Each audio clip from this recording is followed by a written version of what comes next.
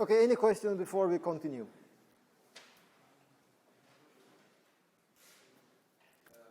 Magnetic field here is a function, so it can be irregular, right? This stands for any irregularity, not just straight wires, right? Well, you see, this one, this equality doesn't hold for any case. This is true only in our case because we had already said that the magnetic field created by this configuration, we have this charged infinite plane that is moving with constant velocity.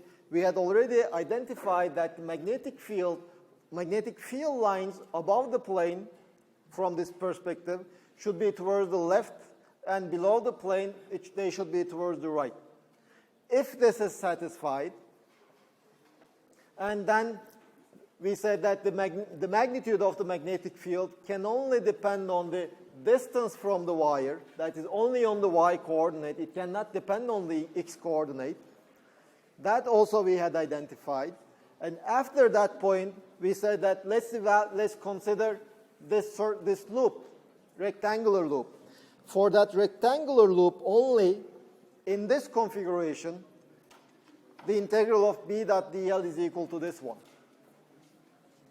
We have an infinite y, infinite plane, moving with constant velocity, and we assume a loop, a rectangular loop, such that our plane passes through the center of this rectangular loop, passes through the middle of two parallel sides.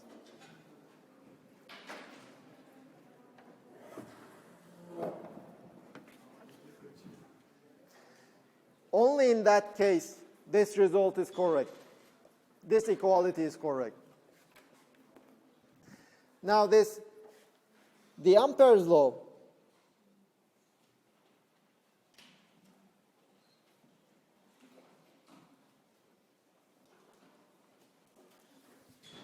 this is always correct. Whatever the magnetic field is, independent of how it changes from point to point, and independent of what kind of a closed loop you imagine. This line, this Ampere's law, is always valid.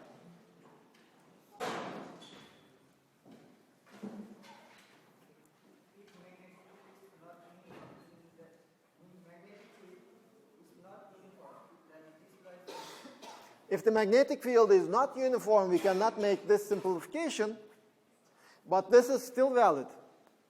This is valid all the time, just like the Gauss law. Gauss law is always valid. Sometimes it can be simplified in certain special cases. Ampere's law is always valid. Sometimes it can be simplified like this in special cases.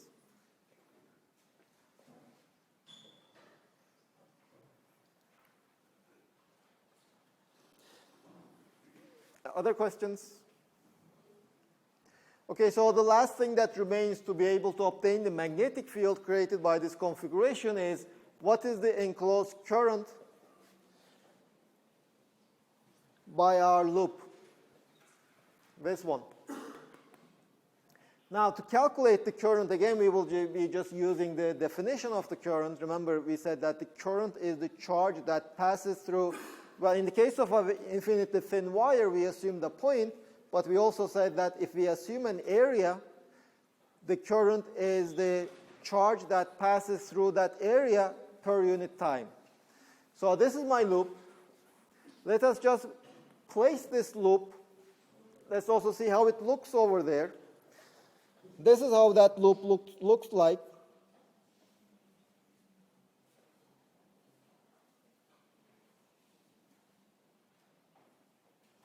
This is exactly the same loop. Now, to calculate the current running through it, let's just imagine, okay, let me draw it from another perspective. Okay, this is my plane. This time I'm just looking at it from the top. You see, here we are looking at it from some side, some angle. In this graph, we are just looking at it straight from this side as it's moving towards us. Now let's look at it straight from the top. My plane is moving with a velocity v in that direction. And this is my loop. it has a width L. Now, to calculate the current, I need to calculate the charge that passes through my loop in a time dt. So my loop is fixed in space. The plane is moving. So as the plane is moving, in a time dt, it will be shifted by how much? V dt. So let's say this much, this region,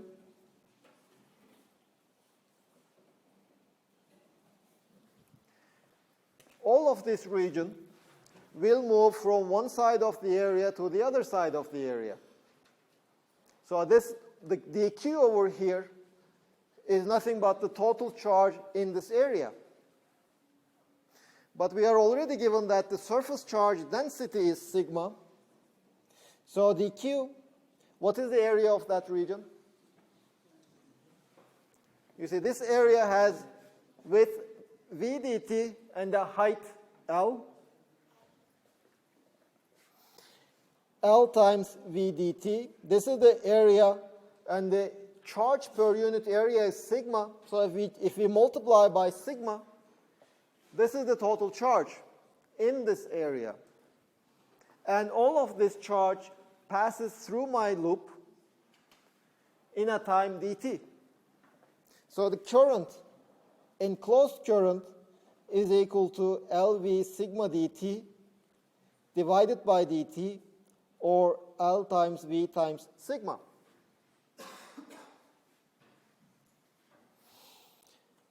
Positive or negative?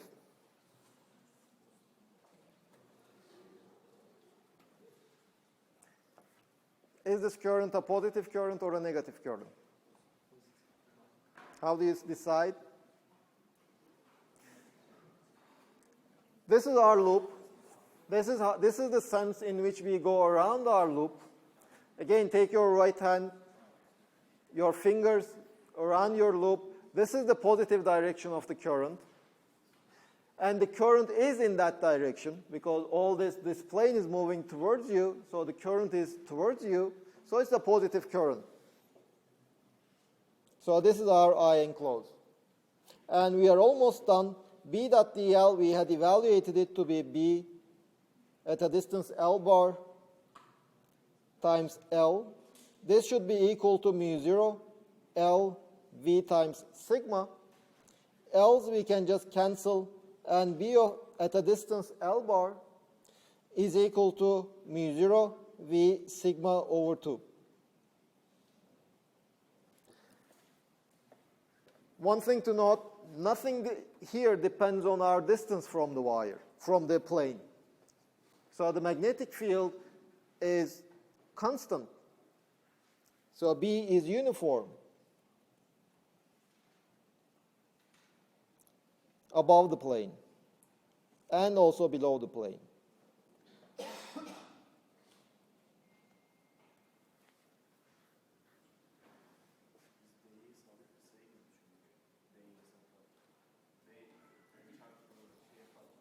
Okay?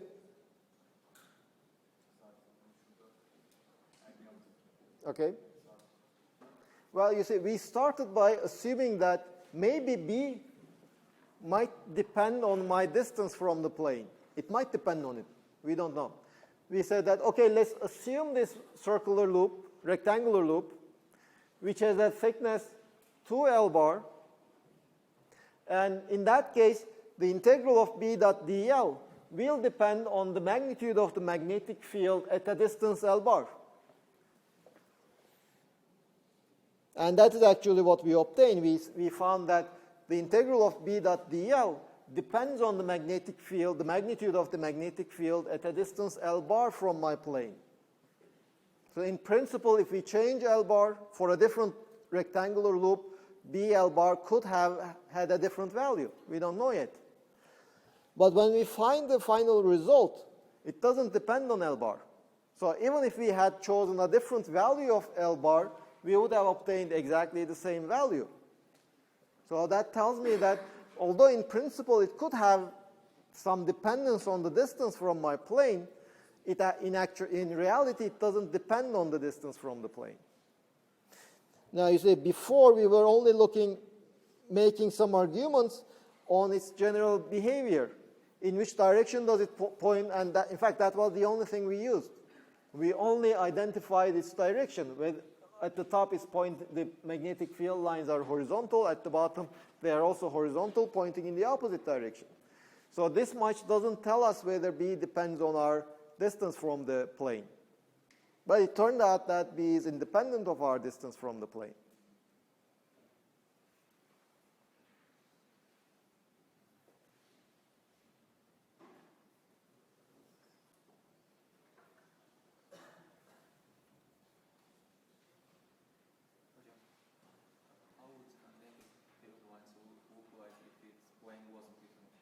If the plane was finite. Yeah. Wait 2 more years. Well, you see, I repeat, for the time being, we are still only considering magnetostatics. If the plane was not infinite but finite, it's no longer magnetostatics. Well, of course, you can look at the case that the plane is infinite in one direction, and it's moving in that direction. That's what we can ask. But would it be fringing towards the end, the magnetic field? Let's just assume this case. We have this strip of finite width, infinite in extent. It has some surface density, sigma. And it's also moving in this direction. So that when you look at it, it doesn't change in time. Now, if you just look at it from the side,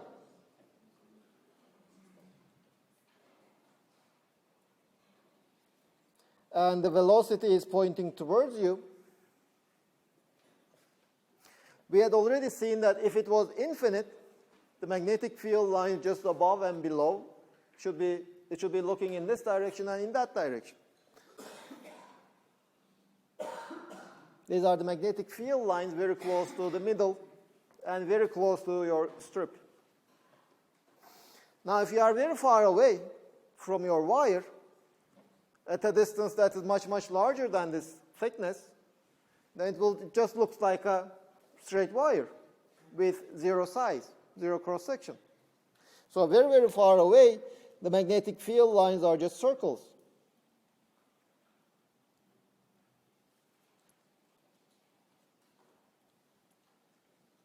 They are circles.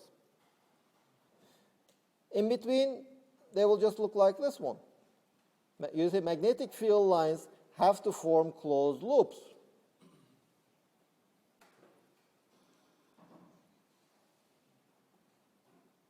So this is how it will look like. It becomes parallel to the surface, very close to the surface. As you go away, they become circular.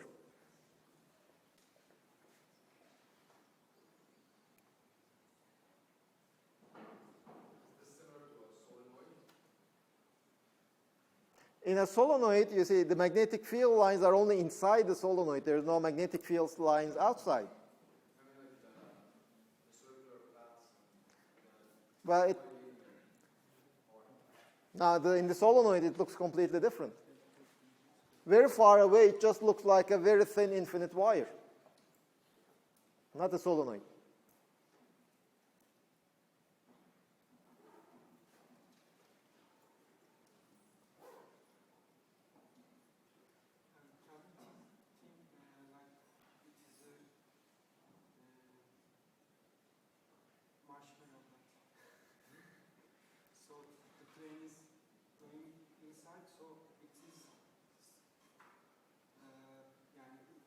A squeezed marshmallow. Sure. That's how they look like. You are just kind of squeezing it.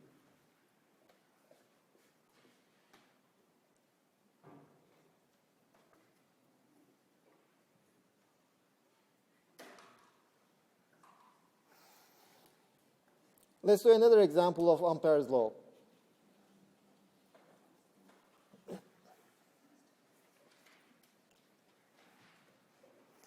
Now this time we will not be squeezing the marshmallow, we will just keep it as it is. We have a thick wire of radius r that carries a current I, and I is uniformly distributed.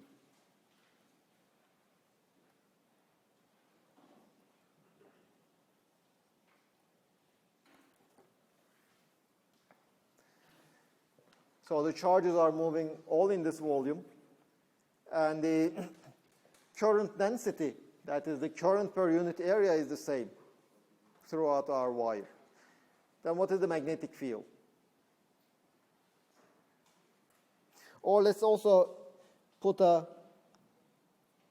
some cavity inside. It's hollow.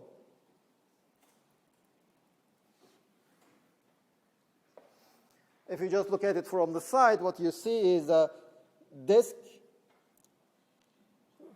that is empty inside. So at these regions, we have a current density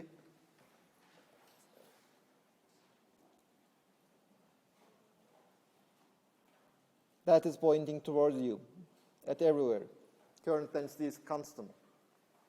And the current density, let's say this is R1, this is R2. The current density, the magnitude, is the current per unit area. It is I over pi R2 squared minus R1 squared. Pi R2 squared is the total area. I just subtract this area over here to obtain the area of my wire, cross-sectional area. Why did you decide to add a cavity? We will see. I mean, it's a more interesting problem. Isn't it just like it's outside? Isn't it circular inside? It is circular. The magnetic field. Okay, that is the first thing we have to decide. What is the direction of the magnetic field? Will it be circular? Well, it cannot be radial. The magnetic field lines do not start at a point. And we have this symmetry, so if you rotate the cylinder around its axis, nothing changes. And basically the only possibility is that the magnetic field lines should also form circles, just like an infinite wire. It will be circular. It should be circular everywhere. We don't know what magnetic field lines have to be circular if there is a magnetic field. There's no other alternative. So now let's try to find the magnetic field lines at various places. And we would like to find the magnitude of the magnetic field outside, in this region, and in this cavity.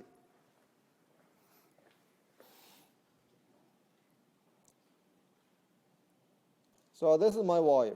I know that the magnetic field lines are circular. And furthermore, the magnetic field magnitude can only depend on R. And let's define this theta hat vector. I mean, it depends on your position. And it's such that it is always perpendicular to R hat. So you see, this is, if you are looking at this point, this is the direction of theta hat. If you look at this point, this is the direction of theta hat. If you are here, this is the direction of theta hat. So basically we know, well, this theta hat vector, if you just keep R fixed, just go around the loop, it just traces, it's tangent to your circle. Now let's look at R less than R1. What is the magnetic field if R is less than R1? Again, if we want to use the Ampere's law, we have to be able to evaluate this integral in terms of the unknown magnetic field. Well, if you want to keep, this is our unknown, we want to keep this fixed. So the most obvious choice of this loop for this loop is just keep R constant. If you keep R constant, then you can just take this out of this integral. You can take BR out of the integral, and you can just evaluate the rest. So we will be just assuming a circular loop. This is my circular loop, and this is the direction of DL. I don't yet know whether this BR is positive or negative. I don't know in which direction it points, but I don't really care at the moment. This is enough for me. I'm taking my DL, my loop, to be this loop. Then DL. Along that loop, DL vector will be also DL, its magnitude in the theta hat direction. So B dot DL, this is equal to BR times DL. Okay, R is the radius of my loop. I'm assuming a loop of radius R. I'm integrating B dot DL over this loop. Now I can evaluate this integral. B dot DL, I know that it is BR times DL. But BR is just constant because R doesn't change. I can take it out of the integral.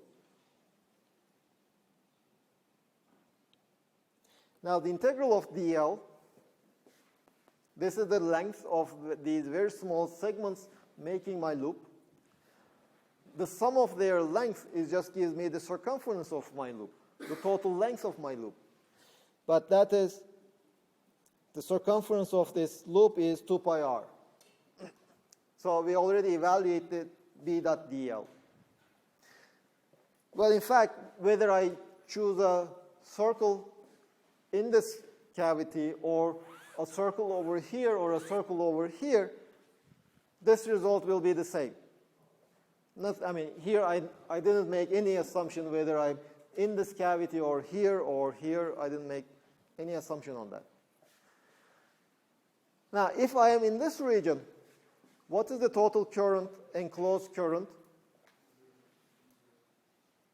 There's no current running through my loop. It's a cavity. So if R is less than R1, I enclosed is 0. So this just tells me that BR times 2 pi r should be 0. There is no magnetic field. It's just like the electric field in a perfectly spherical shell, in a sense. That's why I put the cavity. Now let's look at the other case. R is larger than R1, but less than R2. So I'm assuming a circle. I'm looking at the magnetic field somewhere over here.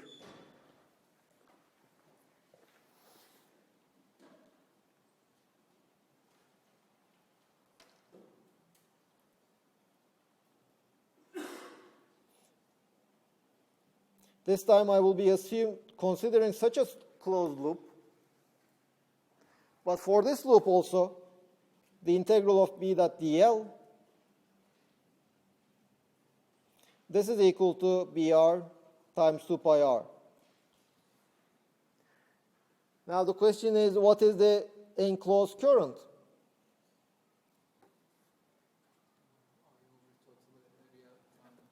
Well, let's say this was the current density, that is the current running per unit area. Now, what is the area that carries current and that lies within my loop? Pi r squared is the total area in my loop, but pi r1 squared doesn't carry any current, it's the cavity. So the difference is the area that is carrying the current. So this is the area of this region, excluding this cavity. Well, positive or negative, J is pointing out. Positive because this is our loop. So the current, we will treat it as positive if it is running in this direction and our current is running in that direction. So BR times 2 pi r This is equal to mu 0 times the enclosed current, which is mu 0 pi j r squared minus r1 squared.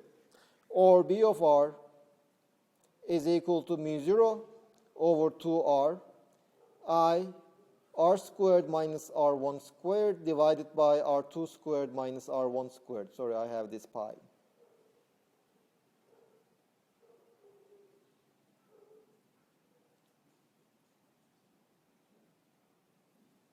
No, I don't have that pi.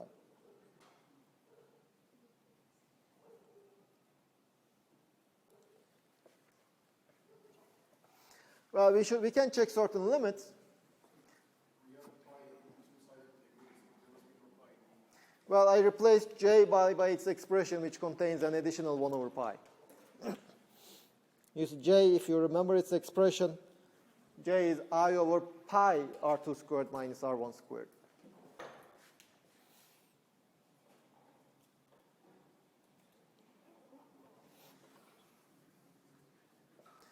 And finally, let's check if r is larger than r2.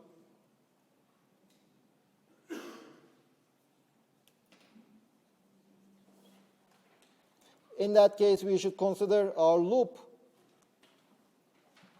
out of our wire. B.dl around the loop will still be Br times 2 pi r. This time r is this distance which is larger than r2. Enclosed current is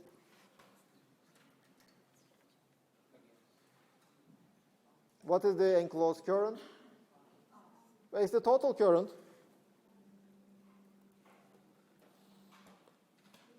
So Br times 2 pi r, this should be equal to mu 0 times I, and Br is equal to mu 0 I over 2 pi r. So out of this wire, it just behaves as if it's a very thin wire, infinitely long, thin wire located right at the center.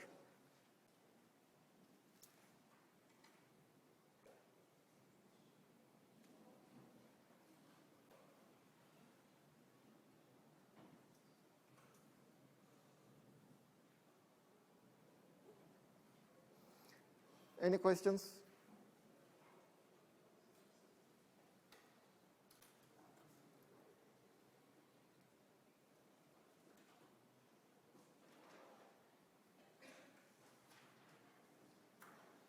In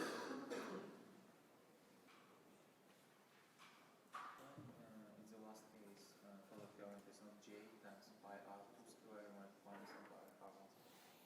So you are saying that j times pi r2 squared minus r1 squared.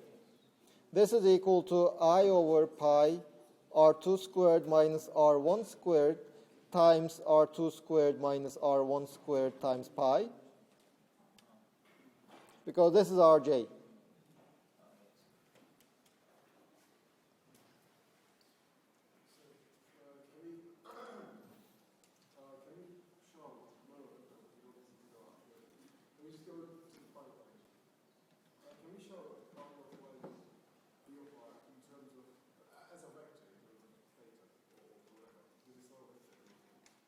Now, the magnetic field, okay, if r is larger than r2, B at the point r, this is equal to mu 0 I over 2 pi r in the theta hat. Theta hat is the tangent to this circle. So if you want to find the magnetic field at a given point,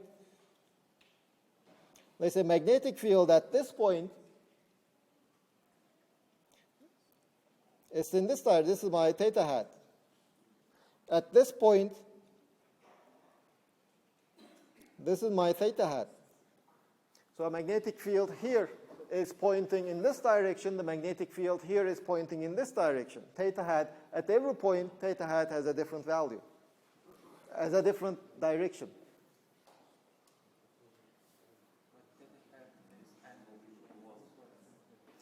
Now, theta hat is not an angle, it's a vector. It is this unit vector.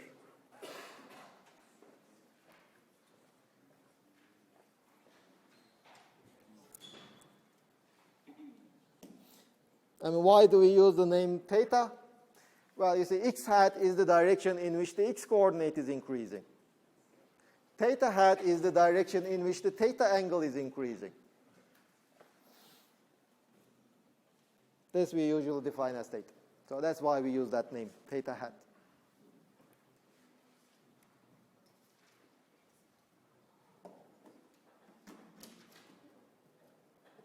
Other questions?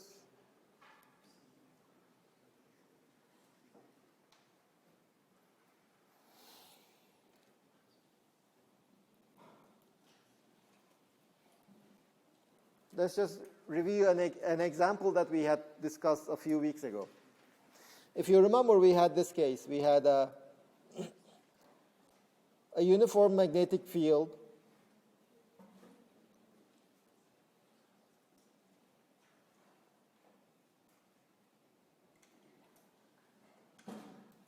and we had considered two wires connected to a circuit, and we said that let's assume that we have a conducting rod.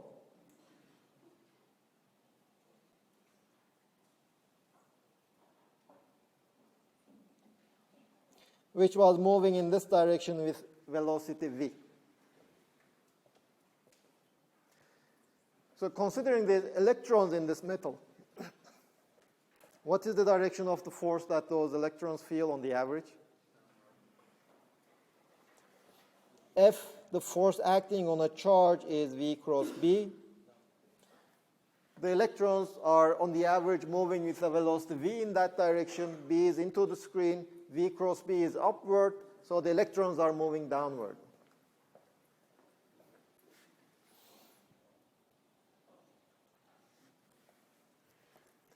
What is the direction of the current on the rod? Upwards. So there is a current running in my system. And what is the potential difference across my wire?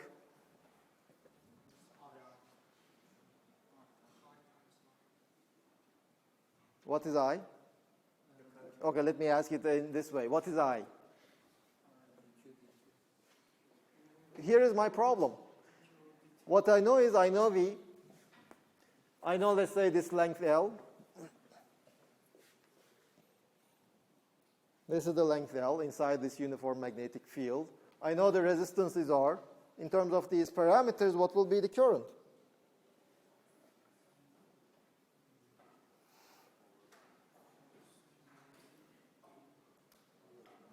So let's see, what is the work done on the electrons as they cross from this point to this point?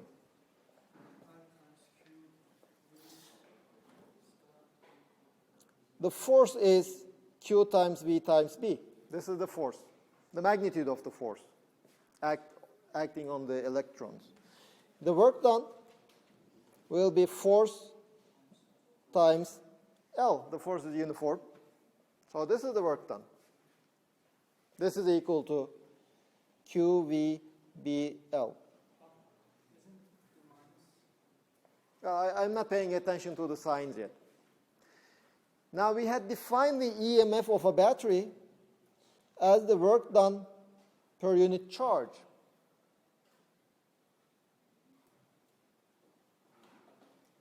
Which was, in this case, it is V times B times L.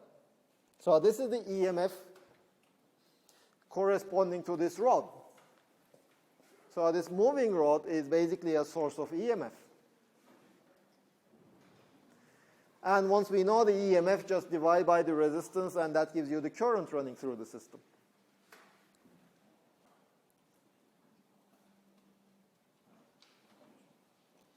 Well, there's a problem, though. You see, this EMF depends on the speed of the rod. But we had discussed in mechanics that the speed is a frame-dependent concept. So if we would move with the rod, then the speed of the rod, according to relative to us, will be 0. B doesn't change, L doesn't change. So this basically tells me that there shouldn't be any, if this expression is if we were to write this as a law, well, this would tell us that in that reference frame, there shouldn't be any current.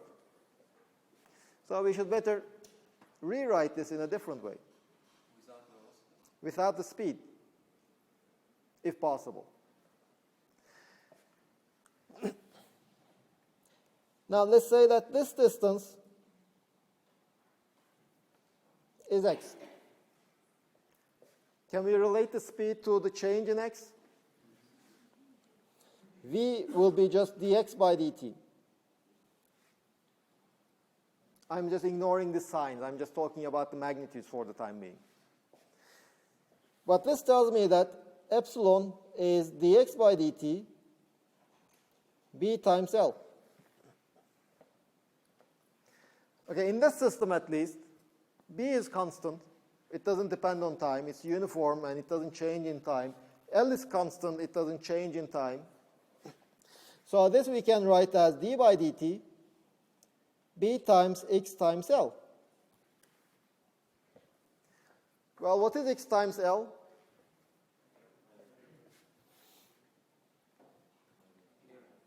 The area. Or let me even change the definition of x times L a bit. This is the region where the magnetic field ends, so this is x. So this is equal to d by dt, the magnetic field times the area where the magnetic field is non-zero. Okay, does this remind you anything? If I replace the magnetic field by an electric field, what did we call the electric field multiplied by the area? The electric flux. This is the magnetic flux.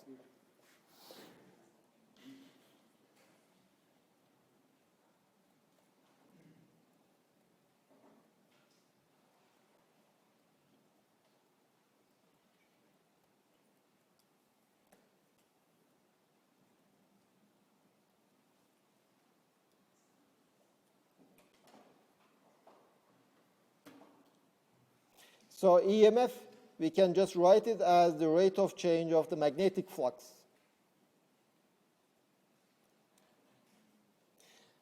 Now in this form, it's now independent of the reference frame. Let's see how it is, why it is independent of the reference frame. Well, in this reference frame, the magnetic field lines are fixed. The rod is moving, so the area is getting smaller. Area where the magnetic field lines are is getting smaller. So we get the EMF.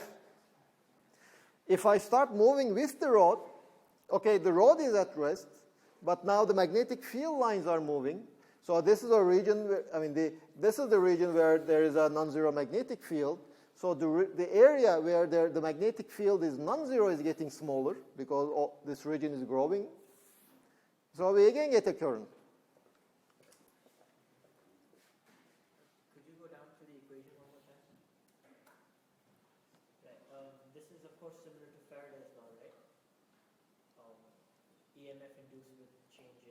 This will be the Faraday's law. Right, so, but there's no negative sign. So how does Lenz's law come into play here?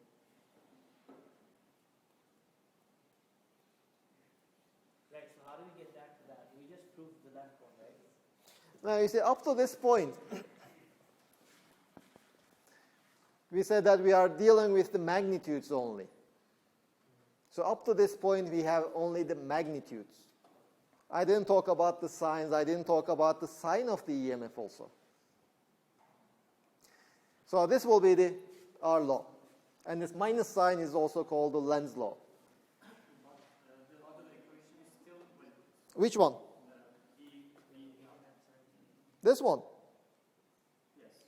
But this is true in the reference frame that the magnetic fields are fixed.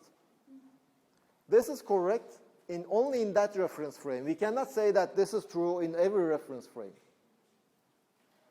Just for no reference frame? No, you see, I mean, this is valid only in one reference frame. If I start moving with the rod with the same velocity, I'm still in an inertial reference frame, but in that reference frame, V is 0, and B and L, they are non-zero. They are finite numbers still, so EMF, there is no EMF if this law is valid. So we said that this law cannot be valid in every reference frame. This is correct in one particular reference frame. But we just use the mathematical speak, so these two equations are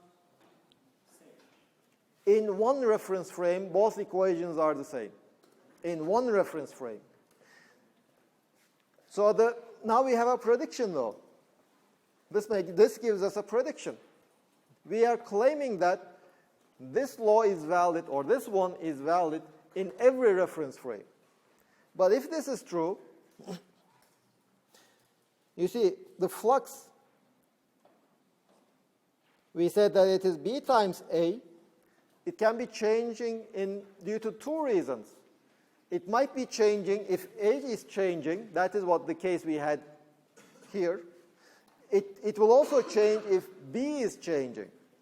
So now we have a prediction. If B is changing, then we should get an EMF. That is an experimental prediction, let's say, and that is what we observe. If we change the magnetic field, we create an EMF. So in this circuit,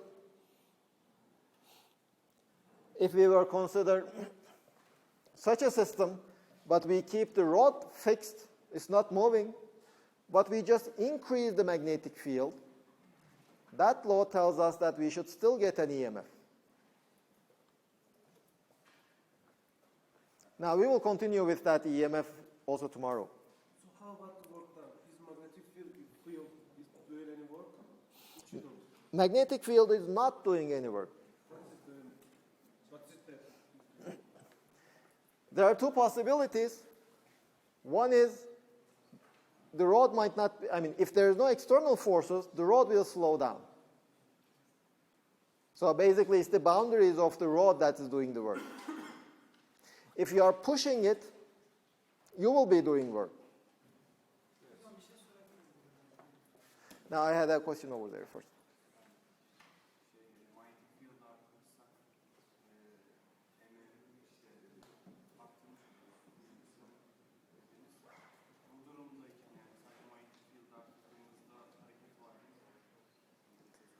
Now, we will come to that point tomorrow.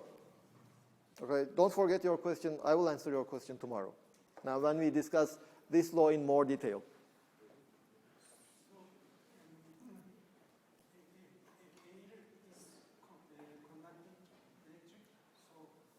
What's conducting electric? Air. Air is a conductor, not a good one, but yeah, especially humid air.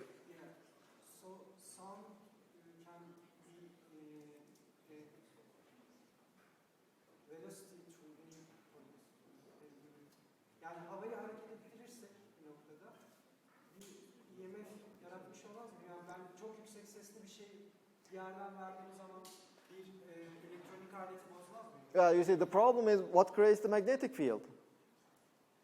What is creating this changing magnetic field?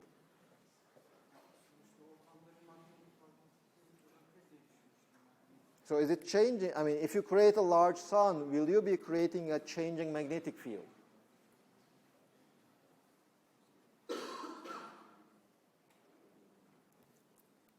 You said that if we increase the magnetic field, the EMF will still occur. But why? The work is zero. We don't do any work. Now we will be discussing in more detail this law tomorrow.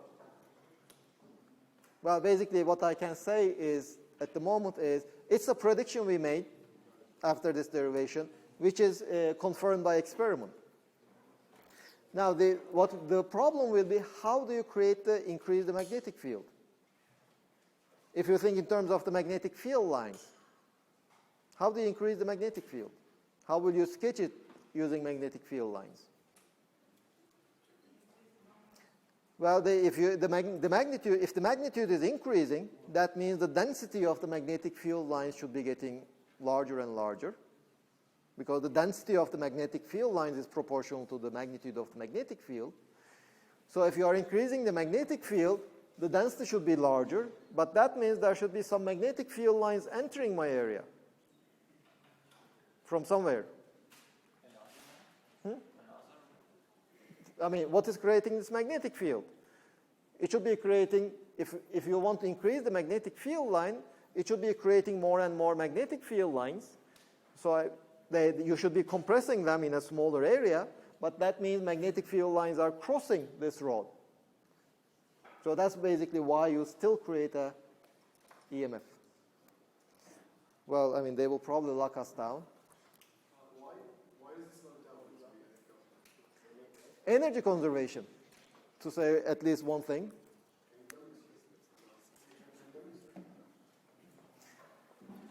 I mean, you see, if current is running, you are dissipating energy. If you are dissipating energy, where does that energy come from? That is one way. Another thing, well, let's say current is running, let's say in this direction in this case, but you have a current carrying wire in a magnetic field. What will be the direction of the force acting on this one? I cross dl cross B, the force acting on this wire is in this direction. So it should be slowing down. Okay, so see you tomorrow. If you have any questions, we can keep discussing outside.